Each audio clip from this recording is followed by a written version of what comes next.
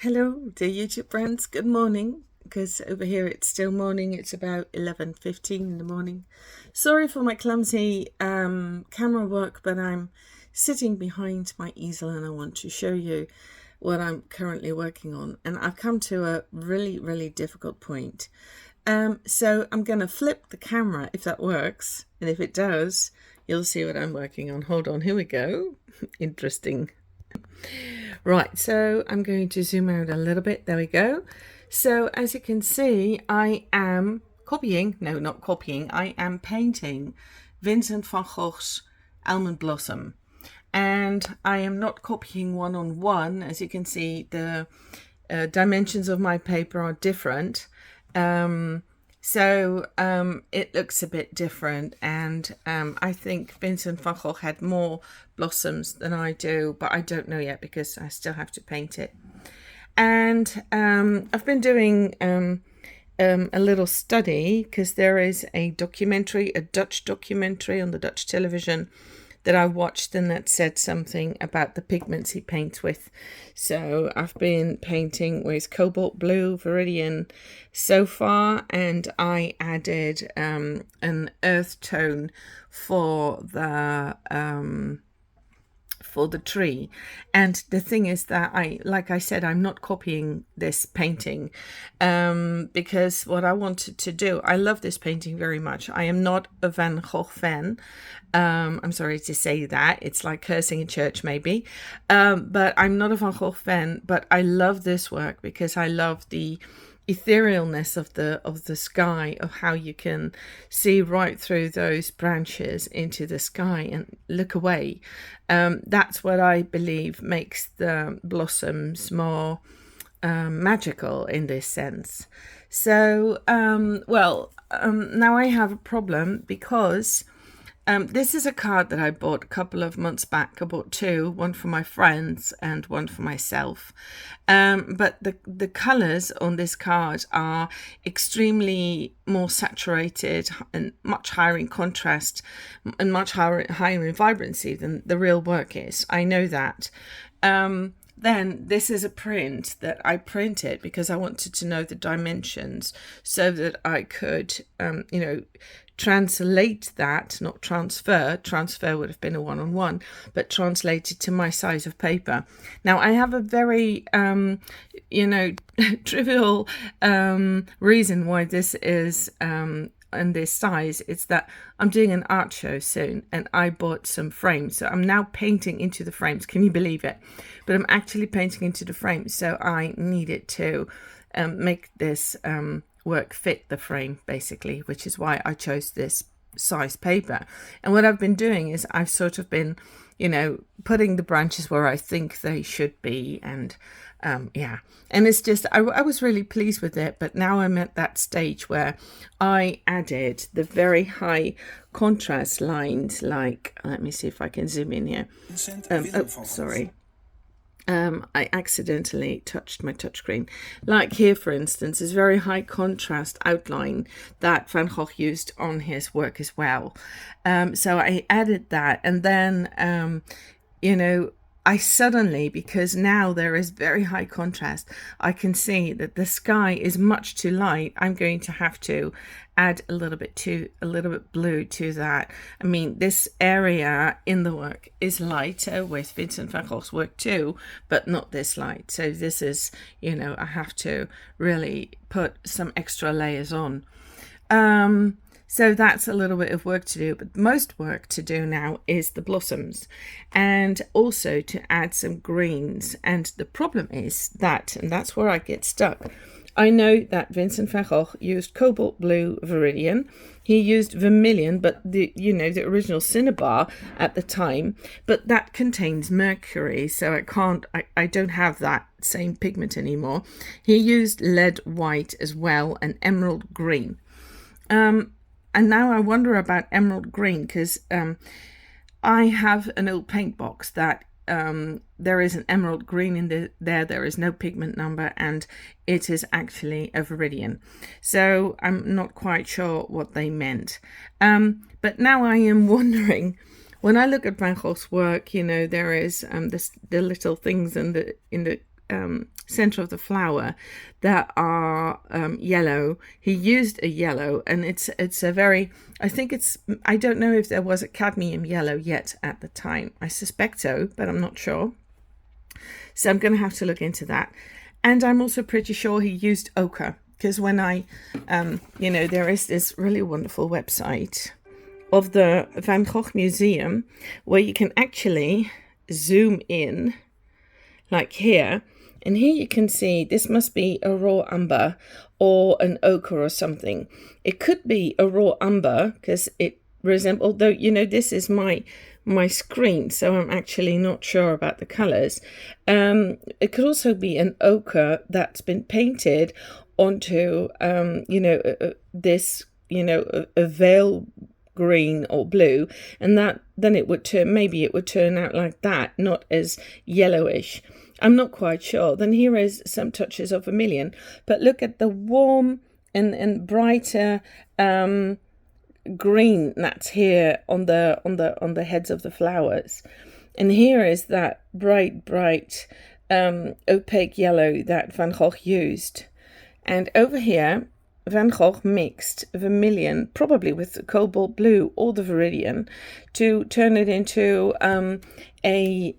almost a purple. And then here there are colors. Van Gogh probably made a very dirty mix on his palette, because like here as well, this is grey.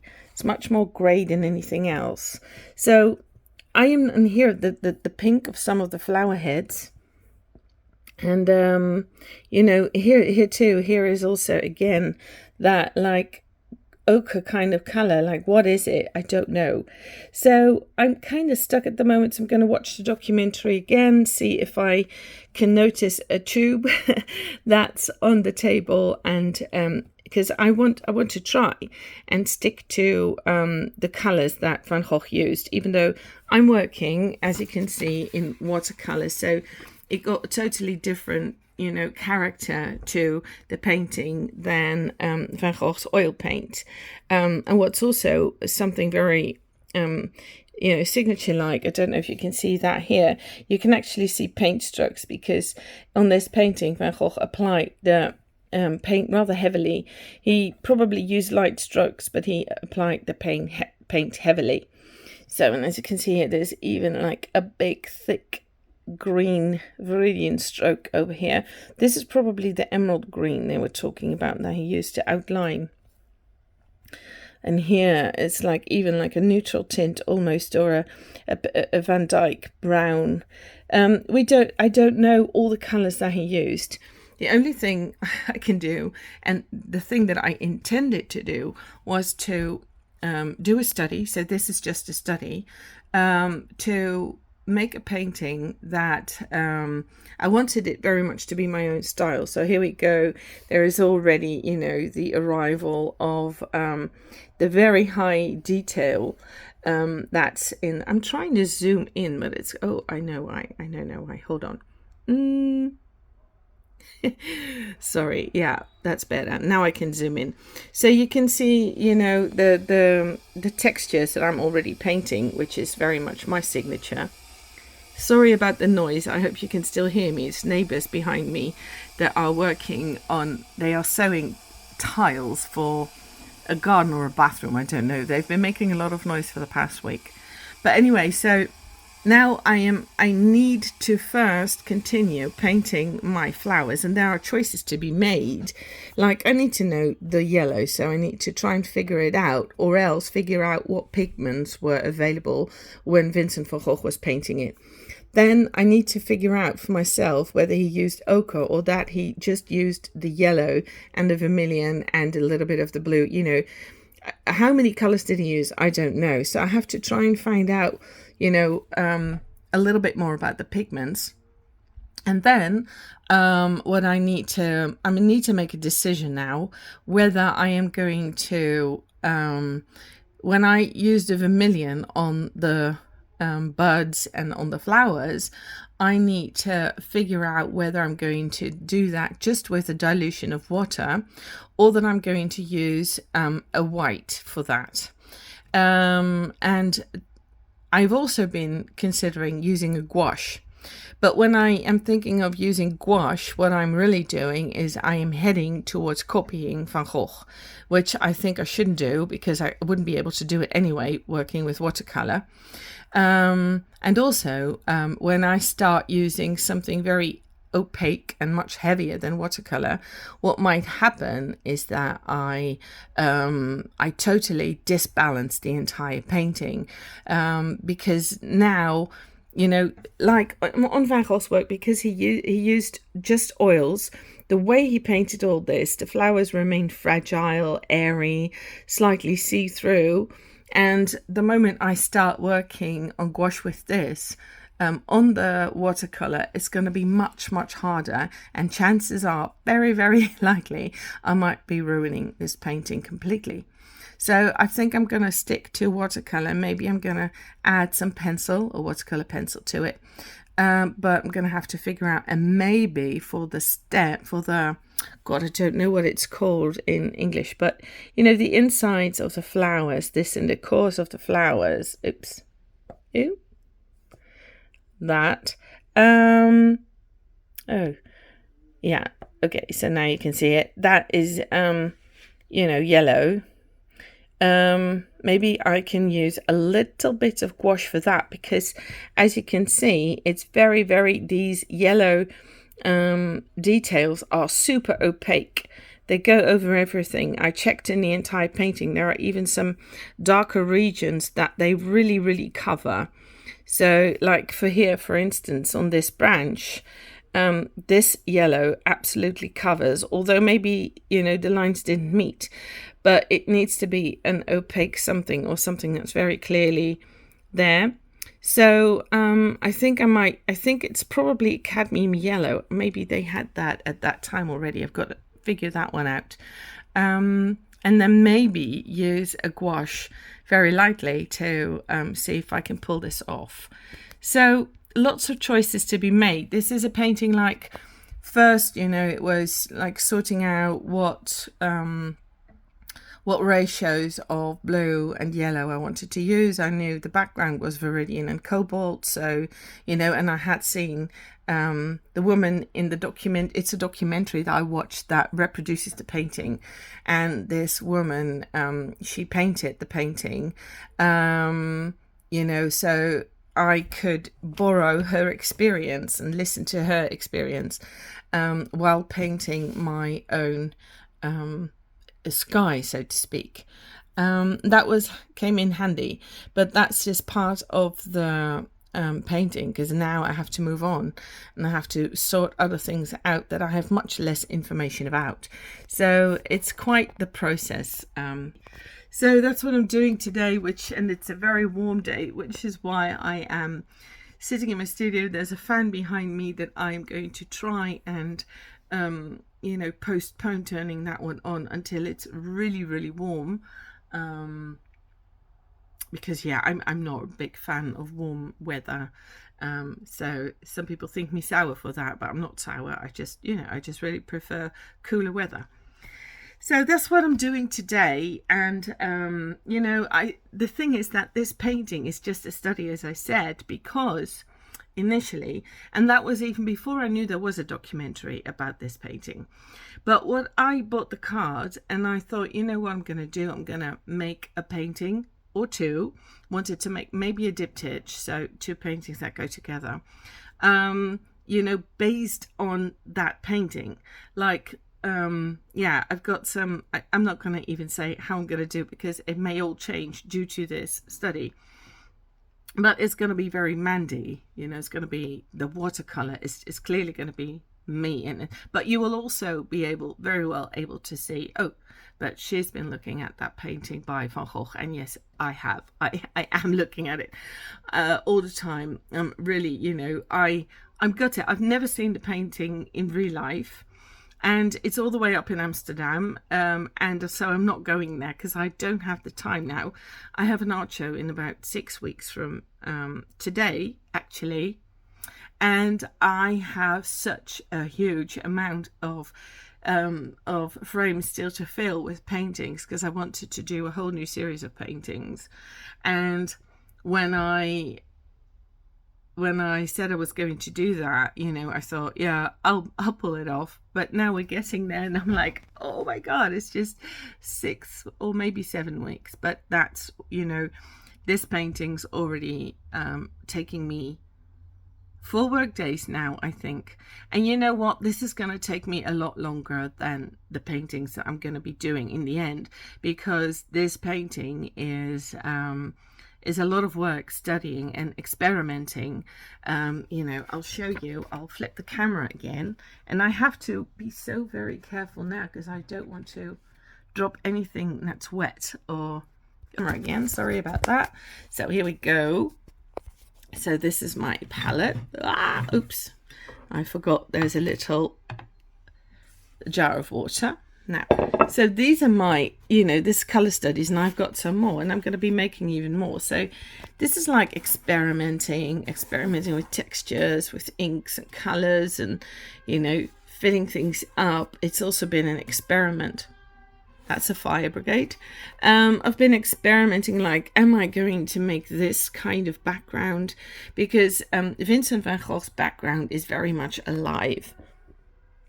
Like I just showed you, when you zoom in on, let's see, if I turn this off, what happens? It's easier for you to see. So see this, you can really see the brush strokes in that. And that, of course, aids to, you know, it adds to your experience of the painting. So that's why I've been thinking I should also be adding, you know, texture. So I've been looking for a text again. So this is what I tried, and I thought maybe, you know, like laying this on. I've got a test with cross hatching.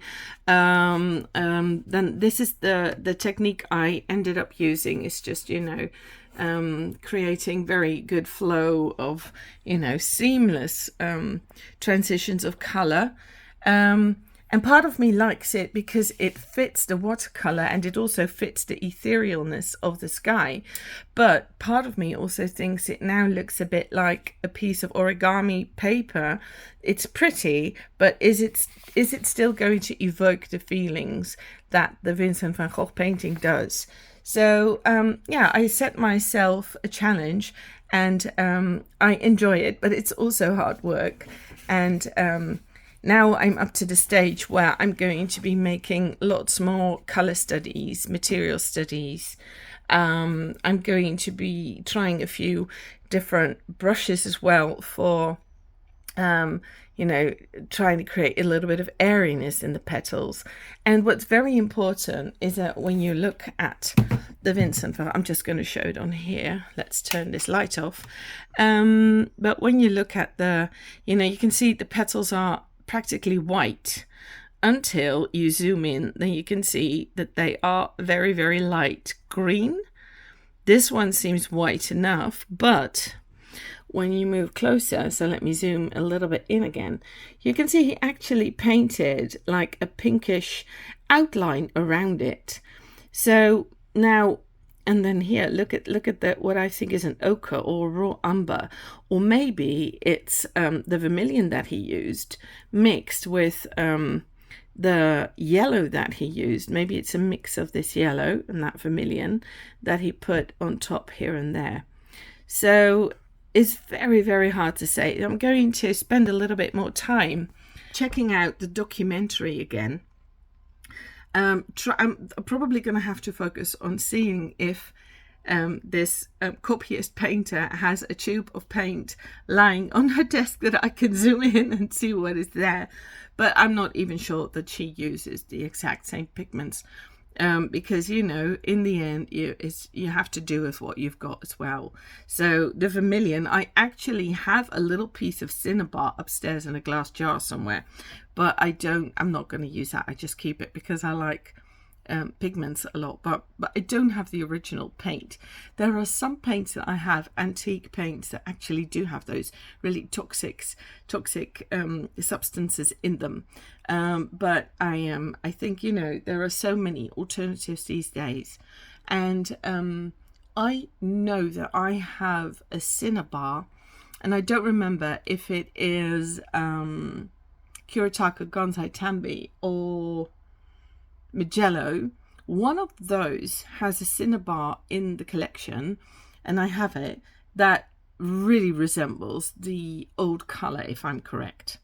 I think it's that, or maybe it's another. It was an Eastern brand, which of course it makes sense since I think that's where it comes from, if I'm correct. But anyway, so I'm going to check that out. So what's going to happen now is that, you know, I want to paint the painting, but what's actually going to happen probably is that I'll be, you know, running back and forth through my studio trying to find, you know, that one specific type of paint to make it work perfectly. And when I find it, if I find it, then I will probably be doing lots and lots, you know, it will be the nutty pigment professor at work again, because I'll be doing loads and loads and loads of tests, and also on this paper. And I really also need to let things dry as I work on, and I'm going to be doing gouache tests. And you know what? Vermilion happens to be one of my favorite colors. Let me see. I don't think it's up on the front here, but you know, Talents, I'm going to show you a different color because oh god, I need a little. This is my favorite gouache by Talents, and that has a vermilion. I think it's number 311. And I love that color. I have that color in watercolor by Van Gogh, Rembrandt watercolor, and gouache. And, you know, they carry the numbers through the entire collection. And I love that color. I have a jar of that. I always have a jar of it. And, you know, the moment it is about to be... Oh, I think I have it there. Hold on. yeah, it is number... Yes, it is number 311, vermilion. And this is just a really, really, really lovely color. And it's also rather light fast as well, even though it's not supposed to be. But this looks pretty red to me. And this has been standing in front of my window for about 4 or 5 months already. So it's not fading too much. It's maybe darkening a little. But you know, that's okay. So this is one of the alternatives that I have if the watercolor doesn't work and if I need a little bit more coverage on the blossoms, then I'm going to be using this one. So it's material study. I also have my watercolor pencils nearby, and I have and that's insane. I have the super colors here. I have the Albrecht Dürers here. I have the museum watercolors by Caran d'Ache that I don't like for their pencil qualities, but I do like them for their watercolor pigments. So I'm also going to see if maybe I can work with those a little bit, and maybe if it's necessary I can try some dry media for the little yellow details in the flowers. And I'm going to be making the softest of greens that I can see on my screen. So the thing is, I don't have the original work here, and I don't have a good reproduction. The reproduction that I have is, you know, like I said, this is an Instagram reproduction. It's oversaturated. It's over. The contrast is much, much higher than the actual work is. And I know that because I saw the documentary that did show the original work, and also because of the comments that this copyist lady made saying that this is so much softer in reality than the very good art reproduction that she had. So it's almost like the intensity is almost powdery, if you understand what I mean by that. It's like there is, powdery. I don't know how else to say it, but that's what I call it when you know, the vibrancy, you know, the color intensity is there, but it's almost like looking at it through the slightest of hazes that you can imagine, then it becomes powdery. So everything is softened up a bit. Like soft focus, but soft focus is way too soft, but like the most minimal of soft focuses that you can possibly imagine. So and that only applies to the intensity of the color, not to the lines, because here, it wasn't exactly soft focus, but when you zoom in on a flower here, you can see that actually the grey that you see, the very grey lines here, that's the naked canvas that he painted on. So he didn't fill in all the places of the canvas. Some have been left bare, like here, for instance, this piece between the branch here and the petal there, what goes up that little triangle, that's probably bare canvas, if I can see that. You can also see, you can see the texture as well. So, oh God. And there's just step into such a copying adventure, learning from a master. What are you doing to yourself? It's a little sadomasochistic to be doing this, and also like to start with a Van Gogh and to start also, and that's what I find the scariest part of this. So far, so good. So far, I'm quite happy with it. It's going better than I expected, but I'm not there. And I know I can screw it up completely in every step that I take now, which makes it incredibly, exciting and scary to move on. But, this painting for me would be a complete failure if it does not give us the same etherealness that the Van Gogh painting has. And also, when I look at, just look at the painting, because I do it, oh God, it's horrible. My telephone, this is a Samsung telephone, and they are known for oversaturating. So what I see here is the powdery kind of very soft blue. And what you get to see is like very, very, very deep turquoise. So the colors are very different here than they are there. This is almost green. It's like, it resembles like, it's incredibly saturated. And then my work here seems like a very bright blue. In reality, this resembles that much, much more. So it's very hard to show you now, but there is a big difference between this work and that work. In reality, this is in reality vibrant, and this is toned down. So the blue in here is toned down by the Viridian, but I'm even wondering if perhaps Van Gogh put some lead white into the blue and the Viridian, so to mix this background. Because when I look at this, when I look at these details, let me show you again, zoom in, then there is no full color, and so everything seems toned down a bit. When I move on to my work, you can still see pure color, but the thing with watercolor is you don't use white to tone things down.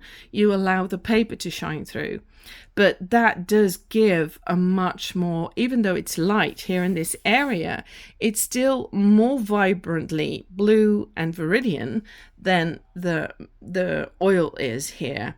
This is toned down. This is like a hue, a shade, whereas this is color. So, those are things that I have to constantly remind myself. Mandy, you are not actually painting a Van Gogh. You are, painting a study because you have paintings in mind that you want to study based on this painting, but you still want to magnify it and really make it in your style based on this one Van Gogh painting.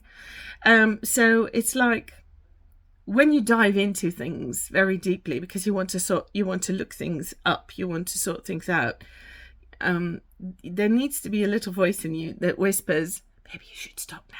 Maybe you should just go on and paint. Because what's the purpose of finding out all those details? I'm not painting in oils. I will never be able to recreate this. But what I can do is to try and make it to try and give it the spirit that I see reflected in the painting. So I'm not even trying to convey the spirit of Van Gogh, but it's a translation. What I'm showing you is a translation of what I see in it. And, so I have to remind myself to not sit on it too much and, spend too much time in losing myself in all those details. Right, so I'm going to say goodbye to you now, and I'll show you the result once it's done. And sorry for this wobbly. I'm holding the camera right now because I wanted to show you what's on my work table. So thank you very much for watching. I hope you've enjoyed it as much as I am enjoying this painting. And yeah, looking forward to seeing you again in the next video when my painting is done. See you then. Bye.